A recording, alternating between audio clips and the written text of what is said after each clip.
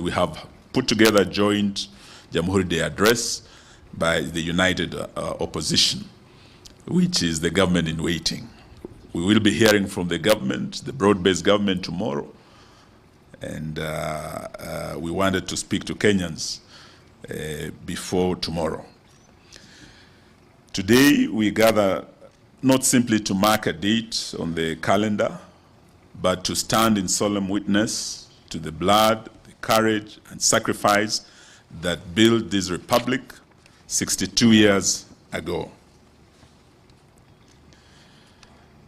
On 12th of December 1963, Kenya shook off the shackles of foreign rule and took her first step into self-determination. A year later, on December 12, 1964, we declared ourselves a republic, a nation of our own, led and defended by the sons and daughters of this soil. This day is not ceremonial formality. It's the crown jewel of our sovereignty as a nation. It is a day to reflect on the struggles, the sacrifices, and the victories of those who came before us.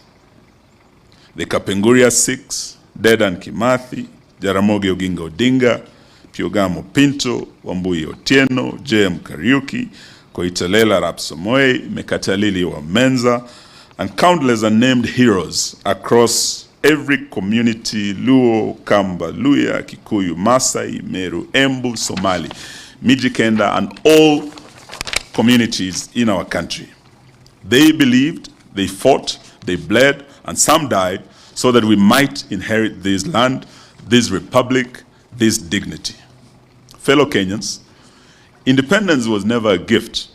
It was earned through blood, sweat, and relentless courage. Forests became battlegrounds, towns became prisons, schools became sites of resistance. Independence was bought with sacrifice, and every story, every name, every life lost, a lesson for today. We must never forget that the republic belongs to the people, and it is our sacred duty to defend it. And yet, 62 years later, that sacred inheritance is under threat. National assets like Safaricom, Kenya Pipeline, KCB, JKIA have been pawned, mismanaged, and sold without transparency, without public participation, and without regard for the law and the constitution of our republic. These are not mere businesses. They are the backbone of our economy, the gateways of our sovereignty, and the pillars of our republic. Every transaction that does not include the people, for the people, undermines them and is an affront to our history. Look at the facts. Safaricom, our national crown jewel, had 15% of its shares sold at a fraction of its true value. Kenya Pipeline, the lifeline of our energy sector, is also facing the same threat. JKIA, our gateway to the world, has been compromised in management decisions favoring profit over national security. And KCB, a pillar of financial system, has been manipulated to benefit a few insiders. This is not economic reform. This is international neocolonialism, a quiet auctioning of our sovereignty. Fellow Kenyans, the courts have intervened on Safaricom, on KPC, on JKIA, and we have just received good news that the court orders have been issued against the opaque US Kenya health deal that was signed recently without any public participation. But the intention by this nefarious regime was clear: a systematic, step-by-step erosion of our sovereignty.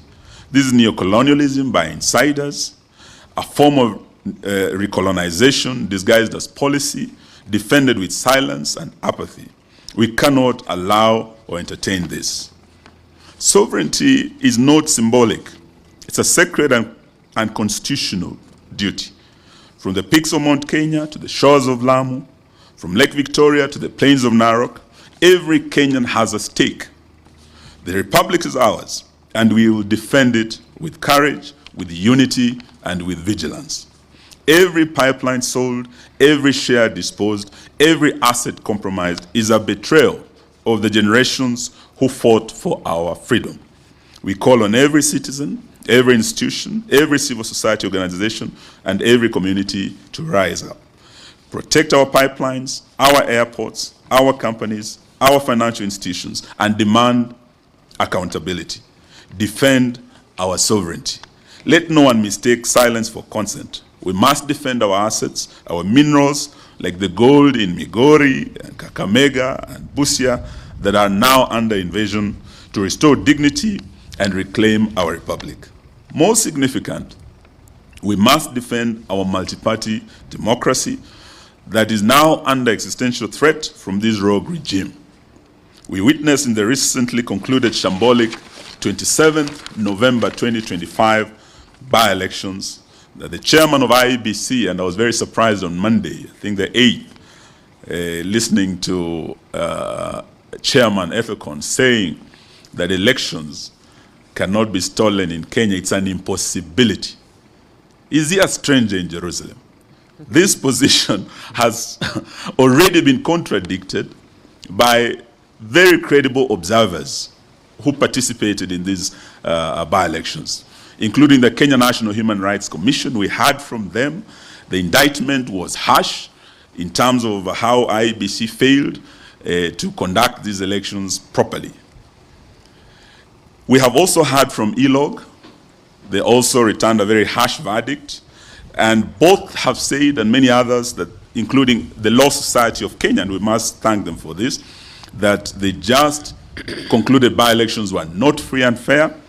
They were heavily rigged in favor of state-sponsored candidates, and they were tainted by violence, mostly from goons, state-sponsored goons, and backed by the police, intimidation, and corruption. We are demanding immediate action against perpetrators of these electoral offenses, like in the case of Malava, and I think we have our candidate here, the Honorable Panyako here, who underwent serious terror in terms of violence by goons and state-sponsored gangs. There were leaders who are known, who led the goons, who participated in organizing, in financing these goons, and the violence that was visited, particularly in Malava and in Bere. These two were the hottest targets of this system because of the political implications that would confirm a win in Bere for the United Opposition, that the mountain is gone. A win in Western for the United Opposition, that Western is out of the reach of this regime. We are demanding that those who participated, including leaders like Nabina Bwera, the MP for Lugari, and we did issue a statement on the eve of that by-election with my brother Kalonzo Musyoka and Rigiji. We warned that the gangs were being unleashed, and in Malava, Nabina Bwera was going to lead the goons. And we were on the ground with Honorable Panyako. We saw Nabina Bwera leading these goons. We saw Stanley Livondo leading the goons. We saw former CS Sports, Rashid Echesa leading the goons. We saw Esther Muhanda, Women Rep Kakamega, distributing relief food, mattresses, blankets. All these are documented, and PSs, Beatrice Inyangala and others. These are people who are known. Reports have been made of Iebc to the police. What we are demanding is action, that all these leaders be held to account. And Iebc has the powers to call off an election because of violence, where there were deaths like in Kaspul, 2 people died. In Chwele, 1 person died. Many were maimed, vehicles burned. They had the powers to call off this election, but they did nothing. They have the powers to actually suspend anyone who participated in this perpetration of violence, including barring them in participating in future elections, and barring them, recommending them being barred from holding public office in future. This is how we are going to tame these ugly scourge of violence in our elections. Because under Article 81, where there is violence, you cannot say there's been free and fair election in the face of intimidation and corruption. So we are demanding that that action be taken. And we are also, as we had announced before, looking at taking action against the chairman himself and the CEO Marjan. The United Opposition therefore pledges that national assets belong to the people They will never be sold without the consent of the people of Kenya, including Safaricom. Sovereignty and constitutional rule are not negotiable. This is what our forefathers fought for. This is why we are celebrating Jamhuri Day tomorrow. Citizens and institutions must uphold accountability, transparency, and constitutionalism. We will resist attempts to diminish our republic through Rutopreneurship, Ruto-bottomship, and Rutoism. As we end, we know that after Jamhuri tomorrow, the nation will be preparing for Christmas. But it's going to be a very bleak Christmas for many Kenyans because of the economic situation in this country. Many families can hardly put food on the table. Many with pay slips are depressed. They have nothing to take home for Christmas. And we also have many who are facing drought up north, Mandera, Wajir, Garissa. And this is a situation that we are now demanding that even as we go to Christmas, Kenya is facing serious drought. Yet this regime chose to actually use relief food like beans, rice that they were distributing to bribe voters in rain-rich areas like Kakamega, where it rains almost every day and we have enough food. This is what they were using. Relief food that should have gone to northern Kenya came to western Kenya, went to the mountain and other areas where we had elections. We also had non-food items like blankets, mattresses being distributed by CSs, PSs, and officials of this government, including letters of appointment being distributed by the Prime Cabinet Secretary in public at rallies to woo voters. What we are saying is that this was a shameful thing for the government to do. It was irresponsible, because those families who are facing the disaster of drought are the ones who need this support, which they are not receiving. So we are calling for urgent and immediate support by both the national and county governments, and we urge county governments to reallocate their budgets to address the urgency of now, particularly because of the drought. And we're also calling upon the international community to come in so that the affected families, affected counties and communities can receive the support.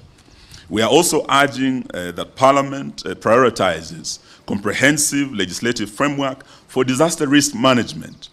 And before I left the Ministry of Devolution and Special Programs, we had already proposed the disaster risk management bill that was before the House. This bill is currently undergoing mediation through a committee of both houses, and we are urging that the same be prioritized and be fast-tracked because it has all the mechanisms required to improve coordination between national government, the county governments, and international players in disaster risk management. In spite of these early warning mechanisms put in place by NDMA and Meteorological Department, this government has failed up to now as we speak, and we've heard the cry of the people of Mandera and other counties to put in place remedial measures such as early animal offtake to cushion particularly the pastoralist communities who are facing drought now against heavy losses of their livestock, because as we speak they are losing a lot of livestock, and God forbid if we lose any lives this Christmas. This is as a result of the biting drought, and we are also demanding that the money that they have been splashing all over, they cannot say the government has no money to start this animal offtake, to cushion these families when they have been splashing millions and millions on these by-elections. So we demand immediate action to avert any further losses of livestock or lives of our fellow Kenyans. Fellow Kenyans, finally, on this 62nd Jamhuri Day, we honor the past, we confront the present, and we will remain united and vigilant as the united opposition to protect the future. Independence was hard-won. The Constitution was a gift of the second liberation. Today, we defend both with courage, conviction, and unity. Kenya shall not be sold. Kenya shall not be auctioned. Kenya shall not be colonized by outsiders and insiders and their cronies. We thank you all for coming to listen to us. May God bless our republic, and may we take this opportunity to wish you all a Merry Christmas and a Happy New Year. And I would like to invite my colleagues to also wish Kenyans a Merry Christmas and say a few words. His Excellency, Dr. Stephen Kalonzo Musyoka. Karibu, karibu. Well, thank you. We stand, of course,